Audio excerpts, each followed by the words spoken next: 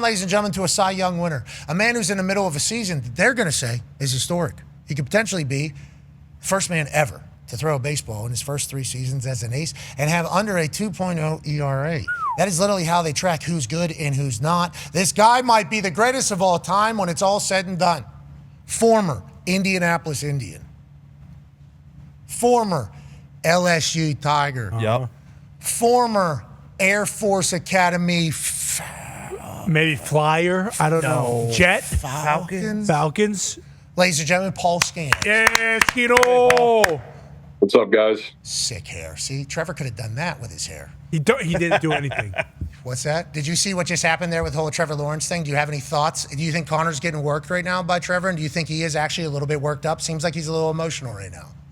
He seems a little emotional, yeah. Yeah, he's reading news. That's because he's got good hair. Look, if there's a video of Skino changing his hair to something poopy like they did, the Jacksonville Jaguars did, I get worked up about that. Look at his hair. It looks Paul's sick. hair is flowing out of his head. Phenomenal. When he's got the hat on, and he wears that like that thick bandana thing, so it sits over top like old school when we used to wear the visors. I'm a hair aficionado. I don't want people to ruin their good hair. Yeah, well, sue me. He didn't ruin it. Maybe he thinks that looks good. There's no way he thinks that looks good. All right, let's move on. I'm going to stay out of this one. Yeah, smart, Paul. Smart. That's a good idea. You just worry about pitching because that's what you do.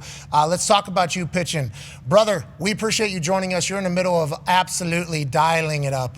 You're obviously raising money this year as well, and we're riding alongside. I don't know if you've been keeping track of your strikeouts, but we looked into it. You're currently at, I think, 56. Is that accurate? Yeah, that sounds about right. Okay, so with my $500 donation, your $500 donation, that's $56,000 already to the Gary Sinise Foundation. Go! Great way to go. And we're very early in the season. Yeah. I think we got 150-some games left. You guys play that long-ass season. Can you tell me about this successful start, though, with the strikeouts, with the pitching? Was it fresh out of the World Baseball Classic? You just felt like mid-season form? Why do you think you've started so well, and how do you feel whenever you're up there every night? Yeah, I mean, feels good. Got, everybody bought in on the same thing right now. So it's been a fun ride so far. And, we're only in May. So really, really excited to see where we're going to go this year. Okay, do you get better as a pitcher as the year goes on? Is that one of those things where you get like mid-season form? Have you got to mid-season form already, or do you just have to play at the same level all season, including into the postseason? Yeah, I think we're getting to mid-season form. I think May is kind of when it all starts to click for me a little bit in the past couple of years. So I think everybody's a little bit different. I mean, you get feel of pitches, you lose feel of pitches as the season goes on. So, stuff that's working right now probably in all likelihood isn't going to be working in a month or two. But, we'll figure it out and go from there. So we'll see. What is it? Your body just decides that a new pitch is going to be your favorite pitch at the time? And I will only say this as a person that was a punter, so I had to have a drop and then a kick every time I was out there. I'd be like changing my shit day of game because it just felt better, and then I would have success, and it's like, all right, fuck, I'm just going to do that. It's just like that's what I'm going to go with. Is it day-to-day with what feels good coming out, and what is it, grip? How do you kind of know which one is when's the right time for which pitch? How do you know? Yeah, I think it's all that. There are times where I'll be, throwing a pitch and it feels terrible in bullpen and catch play for the whole week leading into my start, and then the day of my start, it's just coming out of my hand nice and feels good. So I think everybody's like that a little bit. Stuff changes day to day, week to week, month to month. So who knows where it's going to be in a month. How good does that feel after you do that that backpack thing and you do all the other things? Pigskin around. Yeah, and then you get up on that mound for Skenes bump day, and all of a sudden the pitch that just has not been acting properly the last couple of days comes out, and it's like, oh, nice to see you here tonight. Okay, so does that mean that your ponche pitch, you know what that means, obviously. You know what ponche pitch means? Yep, ponche pitch, yeah.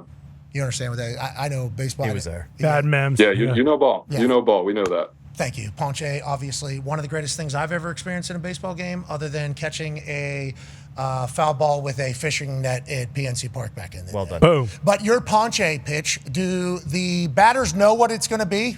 Or how much research do they have on you? And do you know what your ponche pitch is going to be each game you're going into?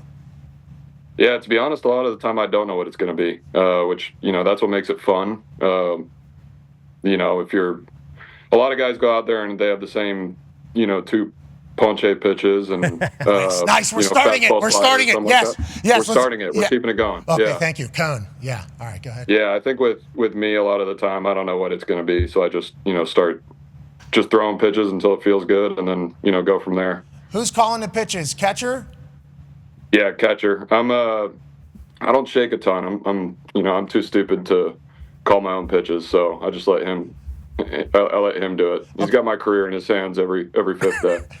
Good luck out there, Big Dave. Yeah, don't screw it up. Out there, Hank. So he's the one calling it, or are they calling into him? Like, who is the one deciding what pitch is coming when?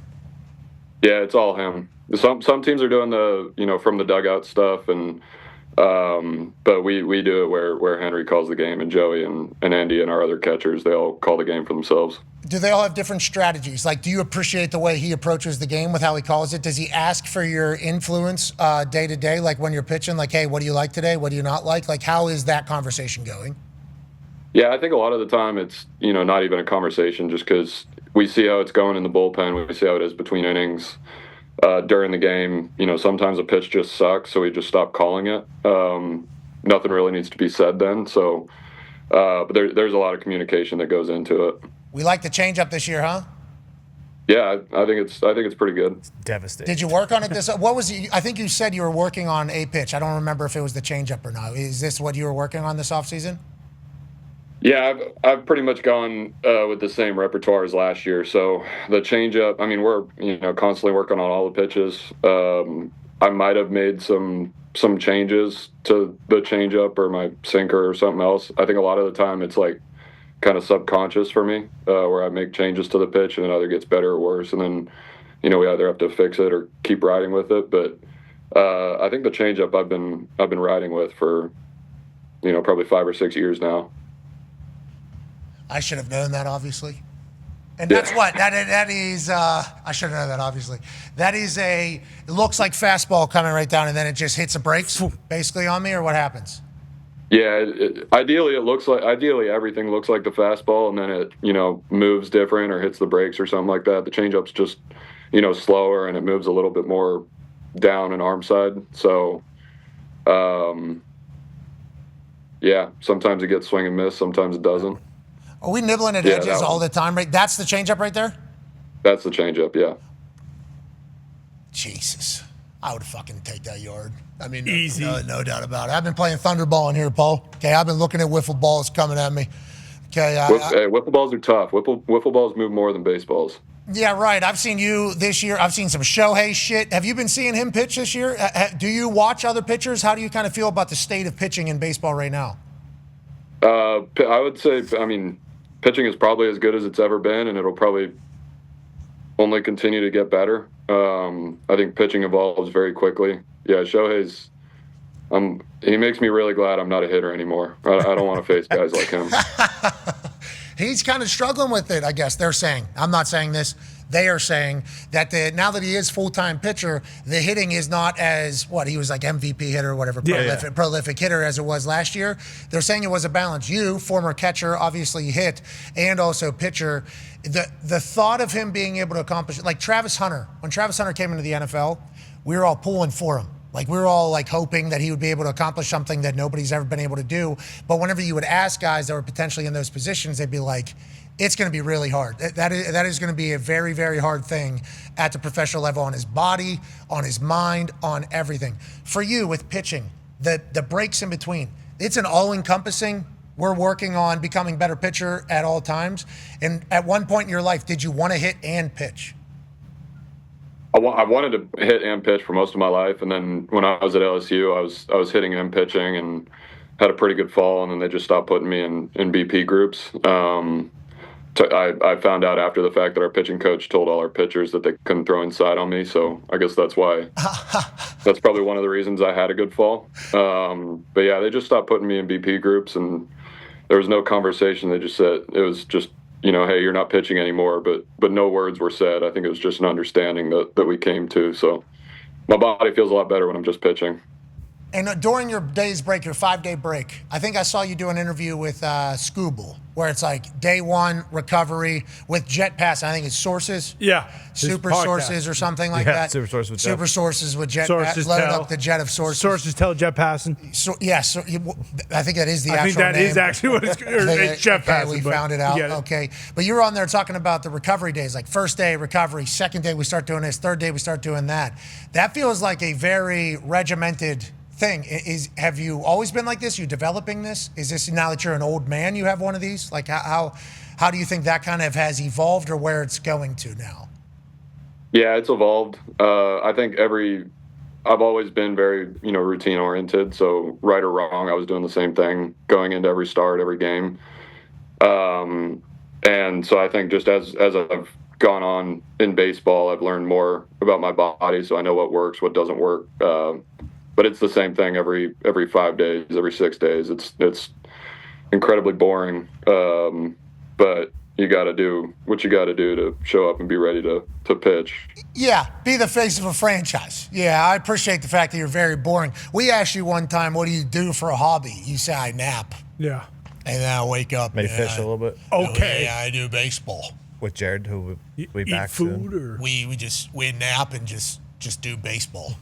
You're the man for that. And we are lucky you are in Pittsburgh. On that note, Pirates seemingly a little bit different this year than, I don't know, the last 30 years. Go ahead, Tone. Yeah, Paul, you just got your 6th win of the season on May 12th. Last season, it didn't come until July 27th, and that was not your fault. You've had a 196 basically for your entire career. Thank you. But that's because it's awesome. You're getting run support. So how fun is it now to get that run support? It feels like everyone's hitting. Everyone they brought in is hitting. Lau, O'Hearn, O'Neal Cruz is having an unbelievable season. Connor Griffin, since he's turned 20, has been insane.